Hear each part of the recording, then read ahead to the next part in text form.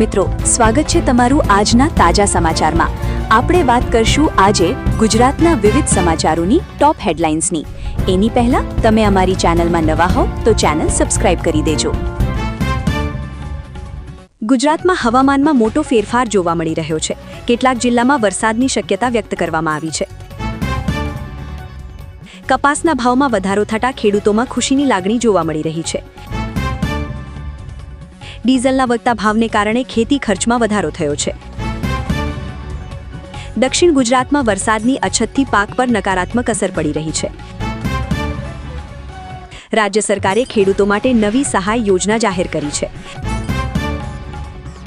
ડુંગળીના ભાવમાં ઘટાડાને કારણે ખેડૂતોને નુકસાન થઈ રહ્યું છે. નવી કૃષિ ટેકનોલોજી અપનાવવા સરકાર દ્વારા પ્રોત્સાહન આપવામાં આવી રહ્યું છે. નર્મદા કેનાલનું પાણી ખેડૂતો માટે ખૂબ ઉપયોગી સાબિત થઈ રહ્યું છે. ખેતી લોન માફી મુદ્દે રાજકીય ગરમાવો વધ્યો છે. જંતુનાશક દવાઓના ભાવમાં વધારો નોંધાયો છે. આ વર્ષે ગુજરાતમાં ઘઉંનું ઉત્પાદન વધ્યું છે. ઓર્ગેનિક ખેતી તરફ ખેડૂતોનો વાળો વધી રહ્યો છે. પશુપાલન ખેડૂતો માટે વધારાની આવકનું સ્ત્રોત બની રહ્યું છે.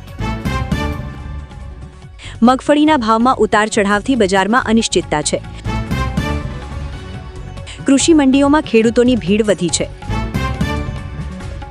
સિંચાઈ પ્રોજેક્ટ માટે સરકાર દ્વારા મોટું ફંડ ફાળવાયું છે. ટામેટાના ભાવમાં વધારો થતાં ગ્રાહકો પર ભાર પડ્યો છે. ખેડૂતો માટે મફત બીજ વિતરણ યોજના શરૂ કરવામાં આવી છે.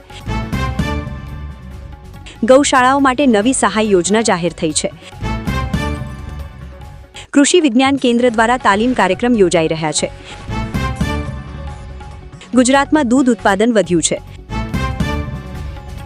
સોલર પંપ માટે સબસિડી યોજના ચાલુ છે. ડ્રીપ ઇરિગેશનનો ઉપયોગ વધતો જાય છે. ખેડૂતો માટે ઓનલાઈન માર્કેટિંગ પ્લેટફોર્મ શરૂ કરવામાં આવ્યું છે.